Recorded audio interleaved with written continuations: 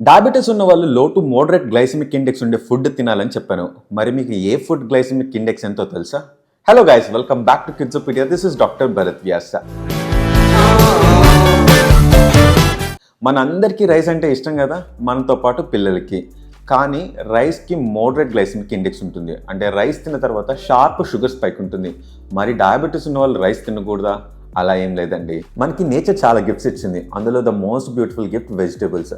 Almost అన్ని వెజిటేబుల్స్కి low to moderate glycemic index ఉంటుంది. సో మీరు రైస్ తినే ప్రతిసారి equal portions of vegetables add చేసుకున్నారంటే రైస్ గ్లైసెమిక్ ఇండెక్స్ డ్రాస్టిక్గా తగ్గిపోతుంది. సో హ్యాపీగా రైస్ తినచ్చు. మనందరికీ ఉండే ఇంకొక మిస్కన్సెప్షన్, నైట్ డిన్నర్ బదులు ఫ్రూట్స్ తీసుకుందాం అనేసి. కానీ మీకు తెలుసా, most of the fruit glycemic index moderate to high ఉంటుంది. మీకు వాటర్ మిలన్ అంటే ఇష్టమా? మ్యాంగో, పపాయ, పైనాపిల్, బనానా, ఈ ఫ్రూట్స్ అన్నిటికీ హై గ్లైసెమిక్ ఇండెక్స్ ఉంటుంది. సో ఈ ఫ్రూట్స్ తీసుకునేటప్పుడు పోర్షన్ కంట్రోల్ చాలా జాగ్రత్తగా ఫాలో అవ్వాలి. మరి డయాబెటీస్ ఉన్న వాళ్ళు ఏ ఫ్రూట్స్ తినచ్చు? మనకి నేచర్ ఇచ్చిన ఇంకొక బ్యూటిఫుల్ గిఫ్ట్ యాపిల్. యాపిల్లో rich minerals, vitamins and anti ఆక్సిడెంట్స్తో పాటు లో టు మోడరేట్ గ్లైసెమిక్ ఇండెక్స్ ఉండటం వల్ల హ్యాపీగా యాపిల్ తీసుకోవచ్చు. అందుకే నేను Apple a day keeps doctor away అని చెప్పేది. యాపిల్ కాకుండా ఇంకేం ఫ్రూట్స్ తీసుకోవచ్చు?